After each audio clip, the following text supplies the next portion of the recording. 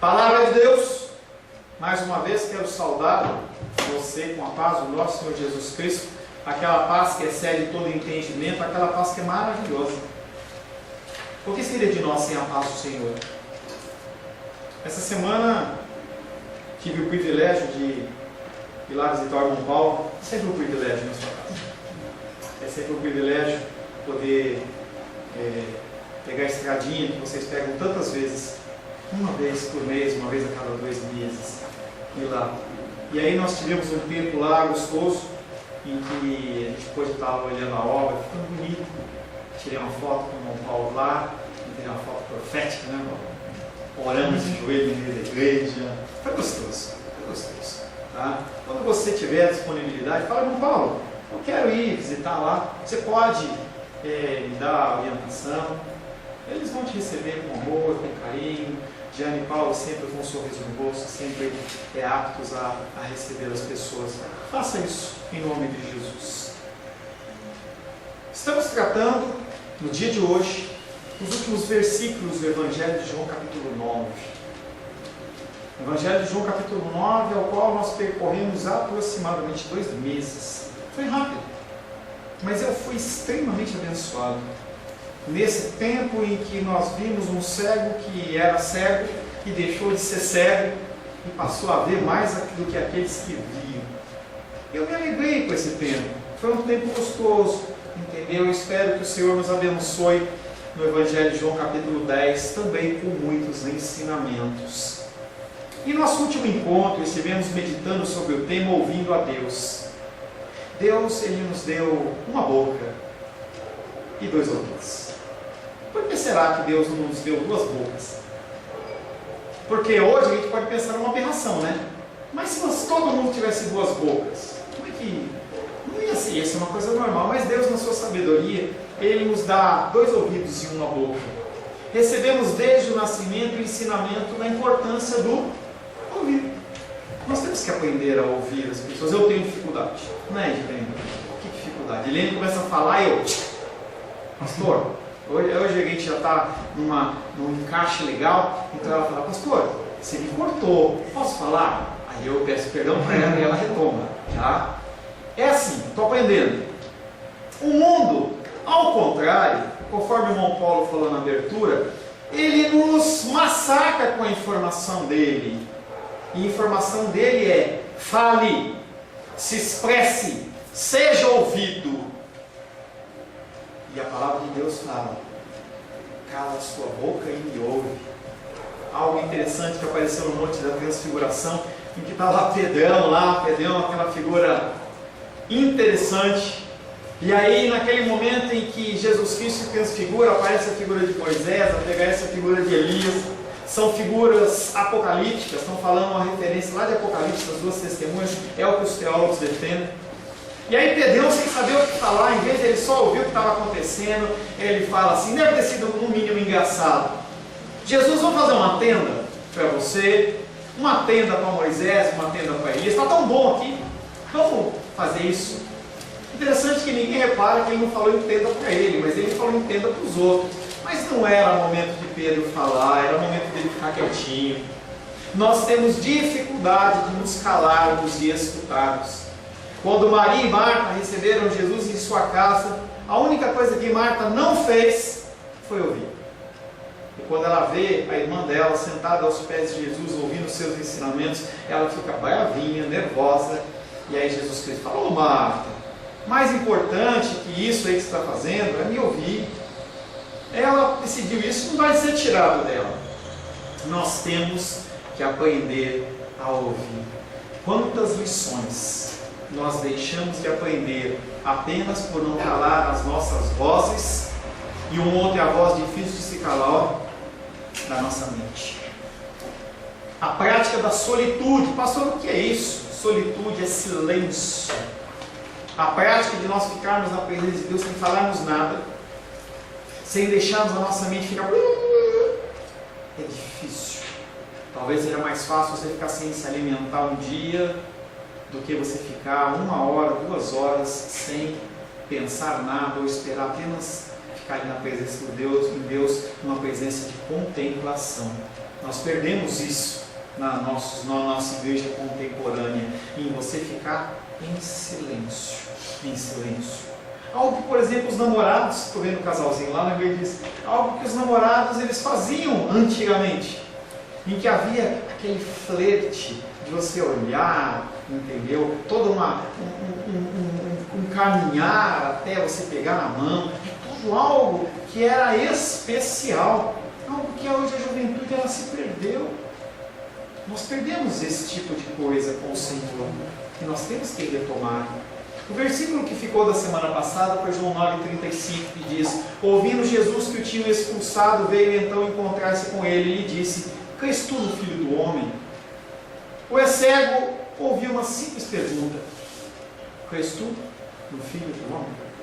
Não foi uma pergunta feita envolta em mistérios, ou feita no meio de uma parábola, mas foi uma pergunta simples: crês tu no Filho do Homem?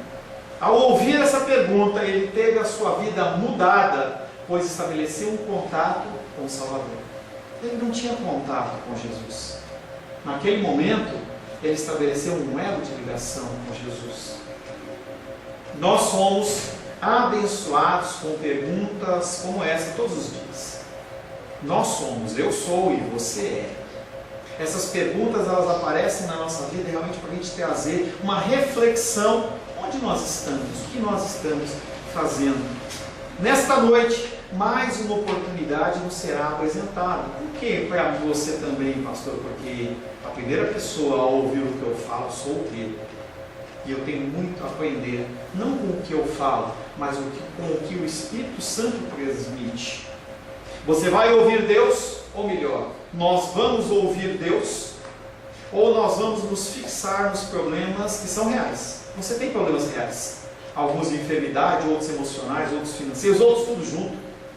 Os nossos problemas eles são reais, mas a pergunta é: nós vamos nos fixar nos nossos problemas que são temporais, apesar de reais, ou nós vamos nos fixar nas coisas que são eternas? Eu te convido nessa noite a você colocar de lado a sua preocupação. Depois você retoma ela, mas deixa de lado a tua preocupação e ouve a Deus. Quero convidar você a abrir a palavra de Deus no Evangelho de João capítulo 9. Pelo menos da minha parte, é a última vez neste ano, provavelmente, em que eu vou ler o Evangelho de João capítulo 9. Nós vamos ler do verso 35 em diante. Evangelho de João capítulo 9, versos 35 em diante.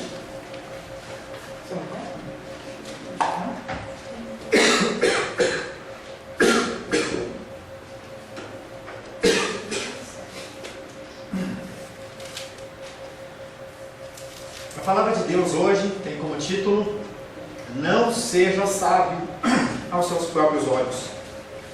Um grande dano, um grande perigo é quando você acha que você é o cara. Eu sei demais. Eu sou bom.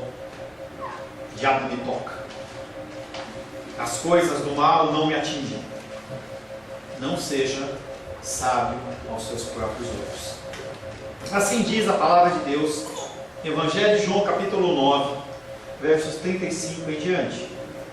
Ouvindo Jesus que o tinham expulsado, encontrando, lhe perguntou: crês tu no Filho do Homem?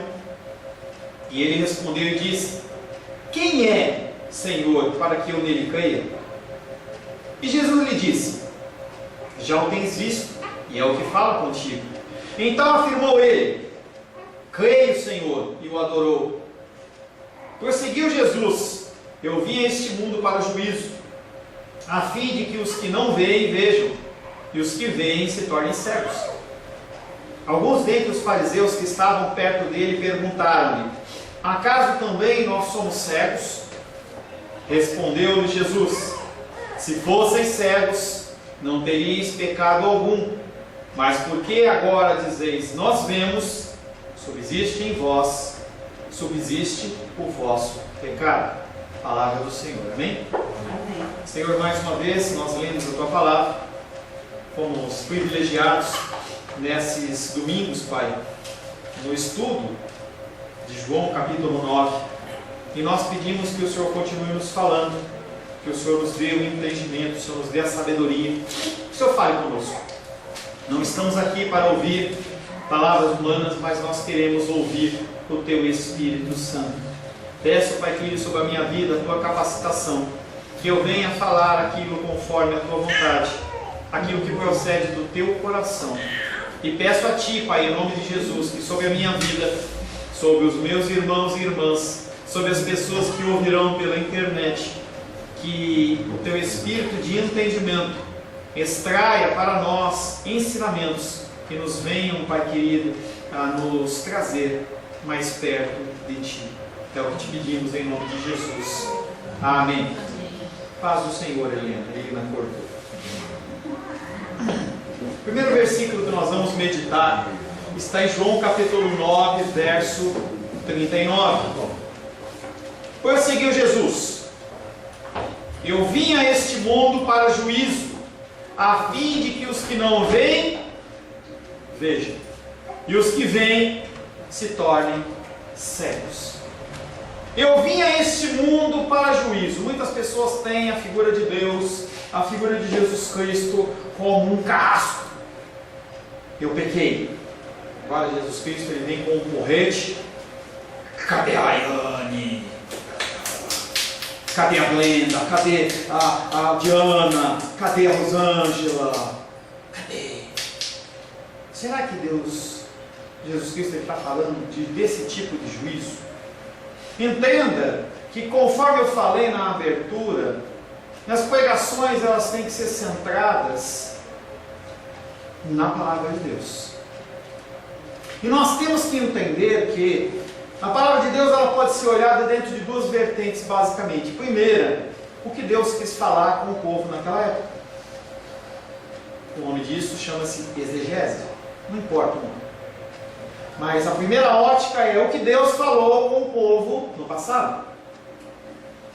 E aí você tem que fazer uma análise para ver se aquilo ele é falado literalmente também para o povo dos dias de hoje. E isso chama-se hermenêutica. Também é uma palavra difícil em teologia. E você tem que saber como aplicar a palavra de Deus que foi falada para aquele povo naquele dia, para você nos dias de hoje. Jesus Cristo, dentro da exposição do Evangelho de João, por isso que é a importância da gente estudar capítulo a capítulo, a gente tem visto que Jesus Cristo fala que ele não veio para juízo, ele veio para salvar. Como é que ele vem agora falando que ele veio para juízo? Alguma coisa nós não estamos entendendo direito.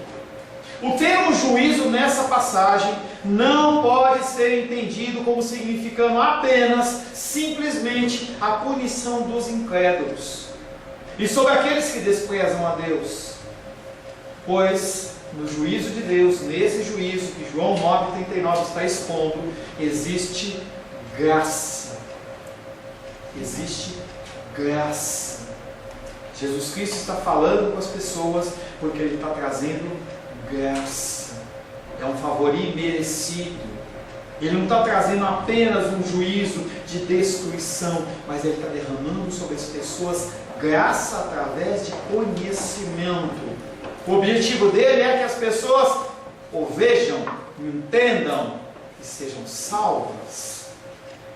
Cristo o denomina juízo porque o objetivo dele é restaurar a perfeita ordem o que estava confuso, o que estava desordenado. Falando especificamente em relação ao templo, a adoração no templo não era mais uma adoração a Deus, era uma adoração ao homem. E Jesus Cristo ele está querendo restaurar isso, uma restauração que é necessária a partir da queda do homem no pecado.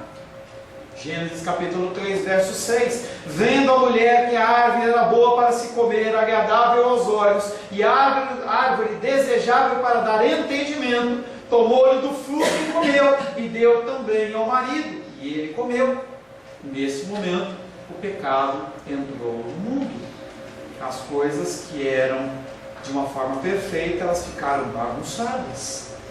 Havia necessidade de Cristo vir, morrer na cruz do Calvário, para que se cumprisse todo o preço da legalidade, daquilo que havia sido cometido, para que houvesse uma restauração.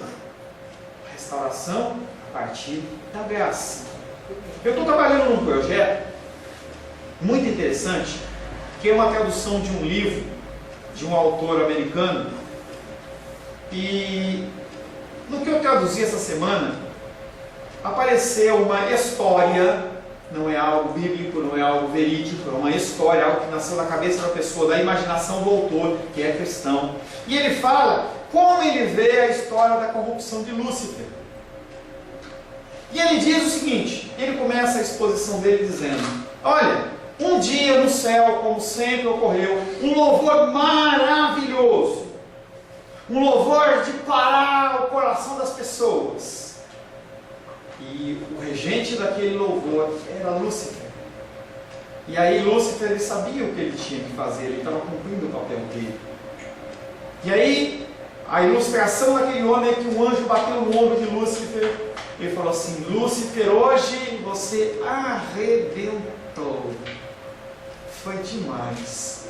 O teu louvor expressou realmente a glória de Deus. Que é isso, anjo Well? Tem todos os anjos têm nome de Well, né? Miguel, Gabriel. Ou Well, que é isso? Glórias a Deus. Mas aí Lúcifer, ele começou a pensar sobre isso. Chega lá. No outro dia, um novo tempo de adoração para o Senhor. Ele fez aquele louvor maravilhoso, as hostes celestiais cantando numa só voz, não havia distorção, não havia tom errado, nada, perfeito. E a Lúcifer olhou para ele mesmo e falou assim: realmente eu arrebento no louvor, foi demais, foi demais. E a partir daquele momento o coração de Lúcifer foi se movendo. E aí os hinos que Lúcifer compunha para Deus, ele falou assim: eu não vou compor esse hino para Deus, não, vou compor para mim, porque eu faço o louvor.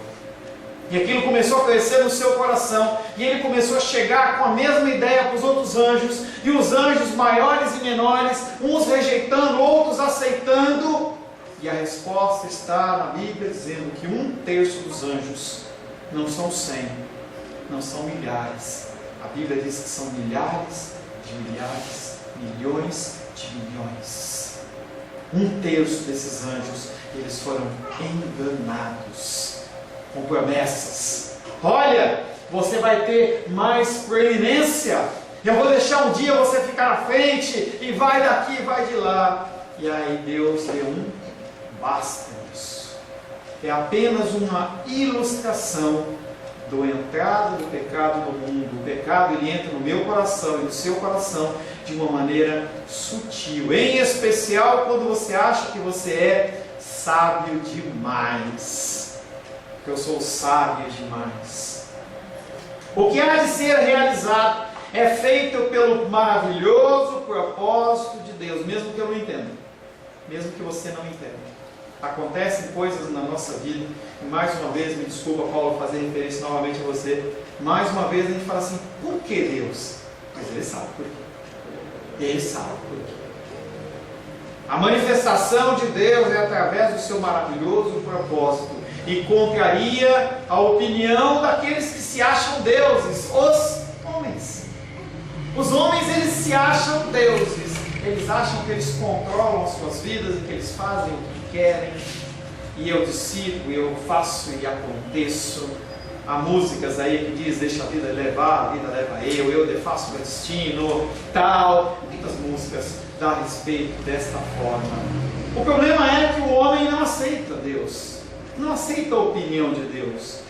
E todos que já fizeram discipulado comigo, que eu fiz repetir essa frase: eu odeio a Deus, no primeiro momento trava na garganta. Mas a gente esquece que quando nós não cumprimos os mandamentos do Senhor, nós estamos mostrando quanto nós não o amamos. E não amar tende para o ódio. Não adianta você querer ou eu querer escapar disso. Ou nós vivemos conforme Deus fala, ou nós não vivemos.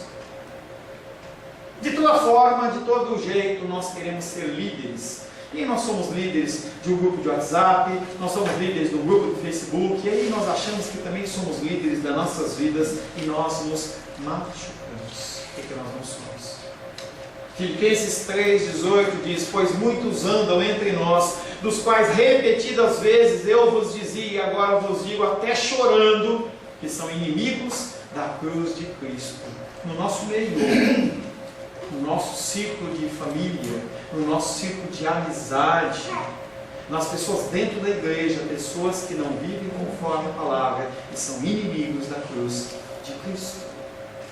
Sem o ensinamento, essas pessoas continuam nessa trajetória. Os fariseus, segundo a razão humana, não consideram racional Jesus dizer: eu vim a este mundo para o juízo, a fim de que os que não veem vejam, e os que veem se tornam cegos. Que entendimento é esse de Jesus? Que luz é essa que cega aqueles que veem?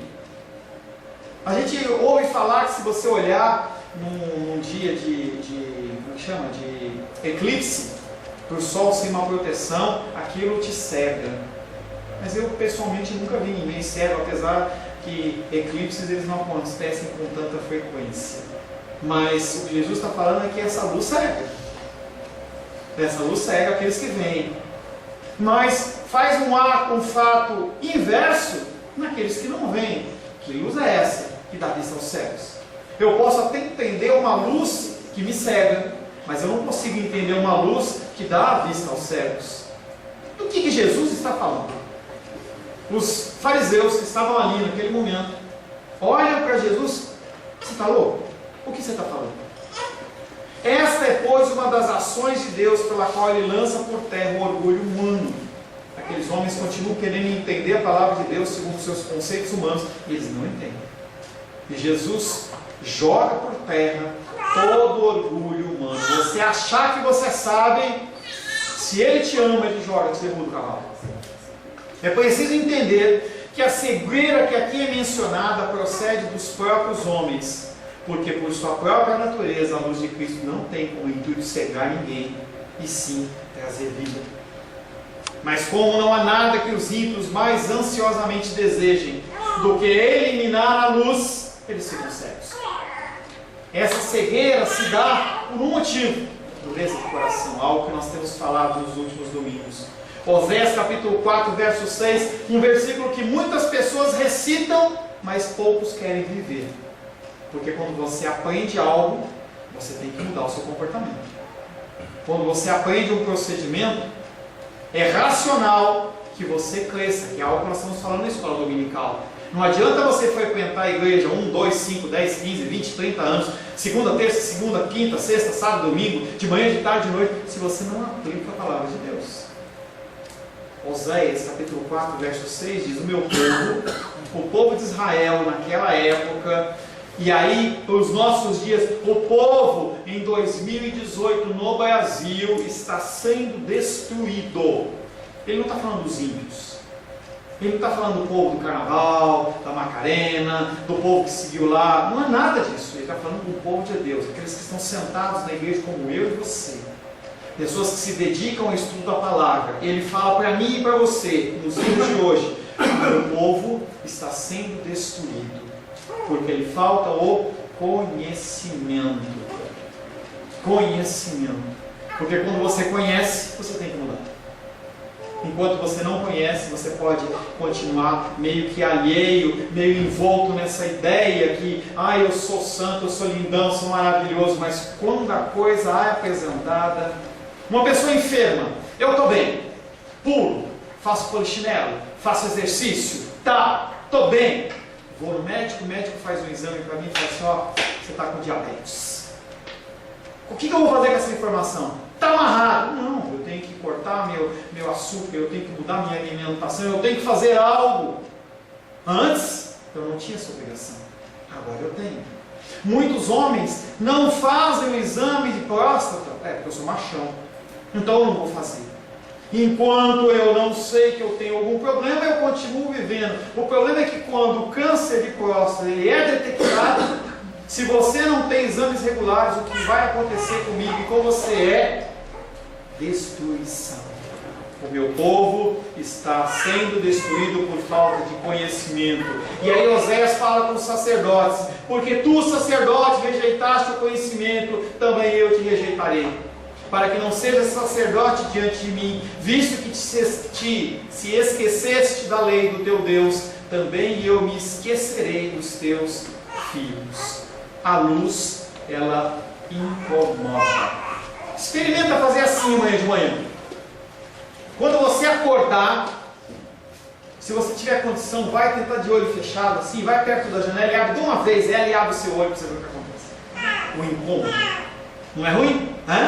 Ainda mais nesse céuzão de Brasília, com aquela claridade, a luz incomoda. Espiritualmente, a luz também ela incomoda. Relatos da igreja perseguida, falei hoje pela manhã. Quem é a igreja perseguida? Será que a igreja perseguida ela é apenas a igreja do Irã, do Iraque, da China, da Coreia? Ou a igreja verdadeira de Cristo está sendo perseguida hoje, aqui no Brasil? Não uma perseguição com morte, não uma perseguição aberta, mas uma perseguição velada, em que os conceitos do cristianismo eles estão sendo cada vez mais movidos. Na legislação tem cláusulas que não podem ser movidas, as cláusulas pétreas. São direitos que o ser humano não pode perder. Mas dentro da igreja o que tem acontecido é que esses conceitos eles têm sido movidos. E as pessoas não têm falado nada. Eu prefiro que a pregação seja de tal forma, porque ela me dá mais felicidade. E eu choro o culto inteiro. Como é bom chorar de alegria. E aí as pessoas elas ficam cada vez mais longe do Senhor. Cada vez mais longe do Senhor. Porque o que era para ensinar, não está sendo ensinado. E aí as pessoas fazem stand-up, você dá risada, ha ha ha, como é engraçado, olha você está com câncer terminal, ha ha ha, e você dá risada, realmente eu estou com câncer terminal, ha ha ha, e não tem nada para dar risada. Só nós temos que nos preocupar, é tempo de orar, é tempo de se preocupar. Pastor, novamente você traz uma palavra dura para o meu coração, e eu estou aqui querendo um conforto. Eu não tenho conforto para você, eu tenho cura para a sua vida. E muitas vezes ele é amargo. E você tem que orar. E você tem que olhar para a sua vida e ver como ela está perante os dias do Senhor. Pastor, semana que vem eu não venho. Eu vou lá na igreja do fulano que ele conta piada e eu me sinto tão bem. Vá. Fique à vontade. Meu coração vai se entristecer. Mas vá, você tem liberdade. Eu não posso te obrigar a ouvir o que eu tenho para falar. Eu não posso te obrigar. Mas saiba que ninguém chama a atenção de ninguém através de piada. Se você... Helena está aí, bonitinha, no colinho, ela faz o chorinho dela, estou falando com você mesmo. Estou falando com você. Entendeu? Chorinho, lindinha, fitinha, a gente acha lindo e maravilhoso, tal. Mas daqui a pouquinho, cada vez ela vai querer crescer, ela vai querer mostrar para que ela veio ao mundo. E se o papai e a mamãe deixarem ela fazer o que ela quiser, ela vai dominar eles. Que é o que acontece hoje no meio da sociedade. Hoje quem ditam as regras nas casas não são os pais, são os filhos. Mas o filho não pode ser contrariado. Estávamos hoje no restaurante, uma criança dando um show lá, falta de couro. Não, mas se fizer isso a pessoa fica traumatizada. Eu não fiquei traumatizado. Tem a lei da palmada. Tem a lei da palmada. Nos Estados Unidos, se você der a palmada, o serviço social vai lá e retira a pessoa. O que acontece é que naquele momento ele foi suprimida a palmada, ou justiça, ou a correção, algo que ele vai pagar lá para frente. Esperemos. Quem são os perseguidos? Será que a igreja perseguida são apenas a igreja de lá da Tanzânia, por exemplo? Eu separei a igreja da Tanzânia aqui para a gente. Os cristãos da etnia Maasai, são os cristãos que moram lá, eles são hostilizados pelo próprio povo por não seguirem algumas das suas práticas culturais. Olhem para que eles fiquem firmes na fé e perdoem aqueles que os atacam. Eu conheço pouco da cultura Maasai dentro da Tanzânia, mas eu tenho certeza que aqueles homens eles não são pessoas, tenho certeza não, eu acho que essas pessoas não são pessoas que vão lá, você é burro, você está fazendo isso, está fazendo aquilo. Não, simplesmente eles não praticam. E ao não praticar aquilo, que acontece é que as pessoas ficam incomodadas. Mais uma vez, a ação da luz. A ação da luz. Em resumo, visto que Cristo, por sua própria natureza, a luz do mundo, é um resultado natural que alguns se tornem cegos com a sua vinda, alguns que se incomodem. João 8,12. De novo lhes falava Jesus dizendo: eu sou a luz do mundo. Quem me segue não andará nas trevas, pelo contrário, terá a luz da vida. E quem não segue, anda em trevas. Quem anda com Cristo está na luz. Quem não anda com Cristo está nas trevas. Mas se todos são acusados de cegueira, quem são os que veem? Será que eu vejo? Será que você é alguém que vê ou que não vê? Primeiro, os que dizem saber tudo não veem nada. São soberbos. Cuidado. Quando você acha que você sabe demais. Eu falo para as pessoas que a gente faz discipulado: cuidado. O que você ouve, o que você aprende não é para matar ninguém. O que você ouve e aprende é para compartilhar com amor nas pessoas. E não para massacrar. E quem são aqueles que são salvos? São aqueles que dizem não saber nada. São as pessoas que são humildes. São as pessoas que olham para a sua pecaminosidade e falam assim: como eu estou sujo, como eu preciso mudar, como eu preciso de mudança na minha vida. Eu olho para o que o pastor fala e eu olho para a minha vida e falo: meu Deus, como eu estou fora desse trilho, como eu estou fora deste eixo. É verdade que todos nós nascemos cegos. Todos nós nascemos cegos. Não há algo que você granjeie e fala assim: eu nasci cristão porque papai e mamãe foram cristãos. Não existe isso. Você tem que ter a sua decisão em algum momento da sua vida. É uma decisão que gera mudanças. Todos nós nascemos cegos, mas no meio das trevas da natureza corrompida e depravada na qual nós vivemos, que chama-se mundo, planeta Terra, se nós nos submetermos a Cristo, algumas fagulhas passam a brilhar, diferente do que acontece com o soberbo. O truque é buscar a luz de Cristo. O truque é se humilhar. O truque é se apresentar a Deus como dependente. Dependente. Jesus não veio para julgar o mundo, mas para salvar. Mateus capítulo 18, verso 11 diz: porque o Filho do Homem, ele veio para salvar o que estava perdido. Mas como que você pode ser perdido se você acha que não tem pecado? Que não há nenhum problema, que não há nenhuma falha sobre a sua vida. Entenda que Jesus Cristo, ele não veio para julgar na primeira vinda. A primeira vinda, são duas vindas. Na primeira, realmente, ele não veio para julgar, ele veio para falar do amor e da graça. Mas na segunda vinda, aquele que era o cordeiro, agora vai ser o leão da tribo de Judá. Alguém que é colocado por Deus para julgar salvos e não salvos, vivos e mortos. O juízo que Jesus instaura por transtornar as situações estabelecidas. Aqueles que nunca puderam conhecer como cego de nascimento conhecerão, porque experimentarão a ação de Deus e com ela o seu amor. Porém, os que podiam conhecer, mas enganavam e exploravam o povo com falsa doutrina, ficarão cegos ao consumar a rejeição de Jesus. Entenda que há igrejas que não procedem de Deus. São cristãs, são evangélicas, tem cruz na parede, mas não necessariamente são bíblicas. Essas pessoas estão ensinando as pessoas a negarem a Cristo. E sim, dizer sim para o meu eu, para a minha vontade, para o meu querer. Você tem que ser próspero. Que palavra gostosa! Que palavra gostosa! Eu vejo em você prosperidade. Aí, Lucival já pegou, né? É rápido. Como é gostoso, não é gostoso? A pessoa chega e fala assim: olha, eu vejo para você um futuro de prosperidade. Eu vejo, minha tia, para você que no ano, até o final do ano, as dores vão acabar e eu vou chamar você aqui no culto e você vai dar aqueles pulos. Vou olhar para o irmão Cláudio, e o irmão Cláudio vai falar assim: pastor Paulo, a semana passada eu joguei basquete como um menino de 18 anos. Oh, glória, como é gostoso. Infelizmente, se isso acontecer, e é possível, procede de Deus, não adianta eu querer colocar em você emoções. Quem faz isso muito bem é o Roberto Carlos. Tem até um disco chamado Emoções.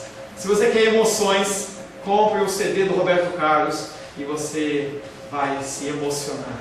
Talvez você não goste, tá? Mas eu fui no show dele, achei bem legal, tá? Eu não estou aqui para te dar emoções. Jesus não está para você, para dar a você emoções. João capítulo 9, verso 40. Tudo isso do primeiro versículo, mas os outros vão ser mais curtos. Os fariseus que estavam com ele ouviram essas palavras e lhe disseram: por acaso nós somos cegos? Os caras ficaram doídos. Jesus estava num lugar público, ele tinha andado lá pelo templo. Aquele homem que era o ex-cego estava no templo, foi expulso. Jesus encontra aquele homem fora do templo, o reduto dos fariseus, dos escribas. E aí o verso 40 começa falando: os fariseus. Que fariseus são esses? Eles não estavam no templo? Eles saíram do templo para acompanhar Jesus? Eu duvido. Jesus estava no lugar público e instantaneamente os fariseus perceberam que foram citados por essas palavras de Cristo.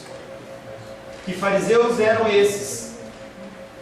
Eram homens que cocheavam entre dois ensinamentos.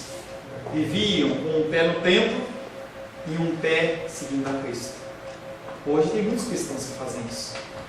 Ou durante a semana eu faço o que eu quero, a vida é minha, entendeu? E domingo eu vou lá. Carnaval eu pulo, solto a franga, faço o que eu quero. Eu preciso ser redimido. Então eu não vou comer carne na quarta-feira. Olha que coisa legal.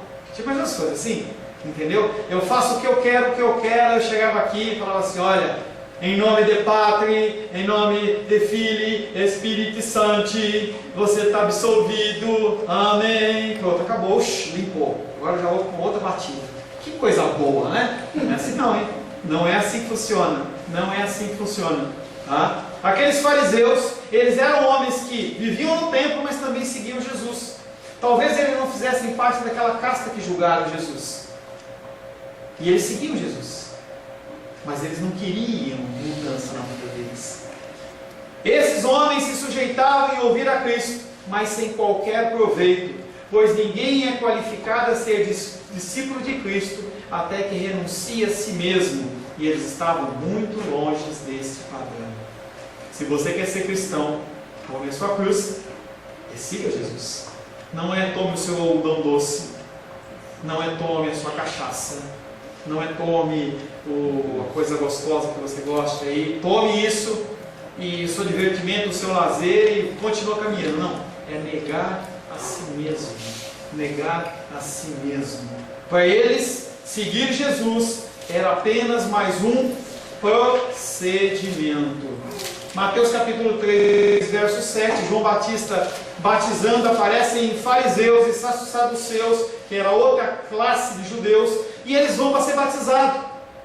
João Batista olha dentro do coração daqueles homens e fala assim: por que vocês estão vindo aqui? Raça de víboras, quem ensinou vocês a fugir da ira vindoura? Quem está falando para vocês que vocês precisam de mais isso?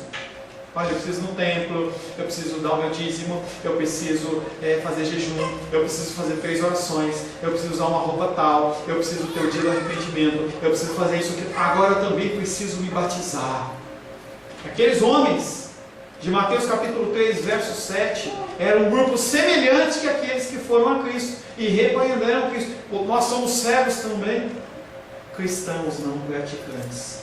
Confrontados, têm os seus corações expostos. Por acaso também nós somos cegos? Por acaso você também é cego? Será que você é cego? Será que você é cego ou você vê? Essa pergunta fluiu da indignação, porque eles criam estar sendo insultados ao serem ditos como cegos. Quem é você para nos censurar? Quem é você para nos chamar a atenção? Quem é você para dizer que eu estou errado? Com a censura, com o confronto, aparece a verdadeira identidade deles. Eles achavam que sabiam demais e na verdade eles eram cegos. Jesus Cristo não falou para expor aqueles homens, para que aqueles homens reconhecessem que eles também eram cegos e precisavam ver. Mas o coração deles falou mais alto. Com isso percebemos a hipocrisia que sempre existiu naquele grupo. A soberba se manifesta em os soberbos viverem satisfeitos consigo mesmos. As pessoas que não querem Cristo, elas estão satisfeitas com o cristianismo dela. Eu vou até aqui, pastor Paulo. Para mim está ótimo. Conversava com o irmão Paulo essa semana e ele falava assim, olha, tem pessoas que vêm a mim e falam, olha, até aqui eu caminhei com você, daqui para mais não dá. Porque o que você fala é duro demais para mim. E eu não quero abrir mão. Quantas pessoas tem como essa? E não há nada que nós possamos fazer, a não ser orar por elas. A não ser orar por elas. As pessoas, elas gostam de se manter na zona de conforto. Algo que, por exemplo, no meio da igreja perseguida, se você olhar os relatos de países, uma pessoa quando fala, eu aceitei a Cristo, ela perde tudo. Ela perde a família, ela perde o emprego, ela perde a saúde, ela perde o marido, ela perde o filho, ela perde tudo.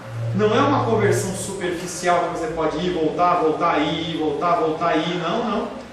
É algo on way, uma vez só. Você vai e fica.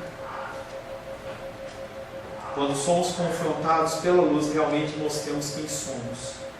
Às vezes a gente olha aquelas fotos no Instagram, olha as fotos no WhatsApp, ou fotos no Facebook, e aí você vê aquelas fotos lindas e maravilhosas. Você olha aquelas moças maquiadas, você fala assim, que linda ela. Tira a maquiagem. Aí a gente vai ver o que é realmente. A maquiagem, ela vem com esse objetivo.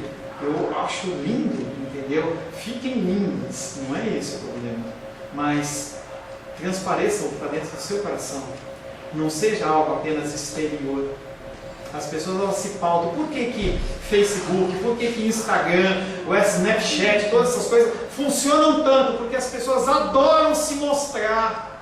Eu preciso que alguém me veja. Eu preciso que alguém me olhe e fale assim, nossa, como você está lindo, como você está linda. Que nada. Lembro de uma propaganda lá dos idos de 80, de novo eu com essa conversa, né? Idos de 80, parece coisa de velho, né? Idos de 80. E aí está lá o casal lá, mostra o casal se preparando para sair, aparentemente era uma ocasião especial. E aí o cara se arrumou lá e ficou esperando, e dá 10 minutos nada, 15 minutos nada, meia hora nada, e mostra a mulher correndo de um lado para o outro, se arruma, coloca uma roupa, pintura, tal, não sei o que, não sei o que. E aí ela aparece, ele olha para ela e fala assim, nossa, como você está linda. Ela olha e fala, que nada, roupinha velha. Vai o cara não falar que ela está linda. Vai. O ser humano, ele tem esse desejo, essa necessidade. Quando nós somos confrontados pela luz, realmente mostramos quem somos. E o último versículo da noite e do capítulo 9, João 9,41, Jesus lhes respondeu, se fosseis cegos não teríeis pecado, mas como dizeis que veem, vosso pecado permanece. Se não reconhecermos pecadores, nos reconhecemos pecadores, não precisamos de um Salvador. Pastor, o que eu preciso saber desse capítulo de João, capítulo 9? Primeira coisa, mais importante, se você não reconhecer que você é pecador, você não reconhece que você precisa de um Salvador. Se você não conseguir ver a sua cegueira, se você não conseguir ver o seu pecado, a sua falta de amor, você não vai querer o Evangelho, você vai achar que está tudo certo. Não é pecado ser cego, mas o ser voluntariamente, ou seja, rejeitar a luz quando ela brilha diante dos olhos. João 9,3, respondeu Jesus, nem ele pecou, nem seus pais, mas foi para que se manifestem nele as obras de Deus. O cego não é julgado pelo período anterior, mas com certeza haverá julgamento a respeito dele, a partir do momento em que ele conheceu Jesus Cristo. O verdadeiro cego, ele é aquele que, tendo ciência da sua própria cegueira, não busca um remédio para a cura da sua enfermidade. E isso tem muita gente que faz, inclusive no âmbito físico. Já contei essa história, acompanhei um caso de uma pessoa com câncer, em que o câncer dele foi crescendo aqui no ombro, crescendo aqui no ombro, crescendo, e aí era um limãozinho, foi crescendo, crescendo, até que ficou do tamanho daquelas laranjas Bahia, desse tamanho assim, ó. Já até um calombo nas blusas dele. Quando ele decidiu se tratar, não tinha mais jeito. Deus teve misericórdia daquele homem. Nós podemos ministrar o Evangelho para ele. Eles não eram casados, eles foram juntados. E nós fizemos a mulher dele católica, ele evangélico, ele aceitou Cristo. E naquele momento Deus foi tão misericordioso, porque o coração dela estava endurecido. E estava um padre, ele entrou ali para dar extrema unção na cama do lado. E eu falei para ele assim: o senhor me ajuda a ministrar esse casamento mesmo aqui? Porque essa pessoa está quase morrendo. E aquele sacerdote católico, ele me auxiliou, e nós podemos abençoar aquele casal. Ela ficou tão feliz. E eles puderam ser abençoados naquele dia. Mas isso é uma exceção. O verdadeiro remédio, ele é aquele que, tendo ciência da sua própria cegueira, não busca um remédio para a cura. E que remédio é esse? Romanos 10:17. De sorte que a fé é pelo ouvir e ouvir a palavra de Deus. O único remédio para este mundo, o único remédio para a sua vida, para a sua dor, para a sua confusão mental, para a sua confusão emocional, chama-se Jesus Cristo. Jesus Cristo. Ele é a única solução. Conflitos no mundo, a única solução. Shirley, eu dei para ela esses dias para ela começar a assistir o Sermão do Monte. Quando você chegar na parte do bem-aventurados, aqueles que querem a paz, você vai ver que o único jeito de haver paz no mundo chama-se Palavra de Deus. Cristãos como eu e você, sendo cristãos verdadeiros, não cristãos superficiais. Dessa forma, o significado desse versículo é: se reconhecerdes a vossa doença, não sereis totalmente incuráveis, mas agora, visto que pensais estar em perfeita saúde, continuais no estado irremediável. Quando eu me deparo com pessoas em aconselhamento, com problemas, eu falo para elas: se você abrir o seu coração e falar das suas dificuldades, eu vou tentar te ajudar. Agora, se você mentir para mim, se você achar que você está me enganando apenas para ter um pouco de conforto no seu coração, o que eu posso fazer? O que eu posso fazer? Nada. E para falar a verdade, eu acho bom, porque é menos problema para a minha vida. Eu prefiro ficar vendo uma série com a minha filha, sair com a minha esposa, faz tempo que você não sai, né?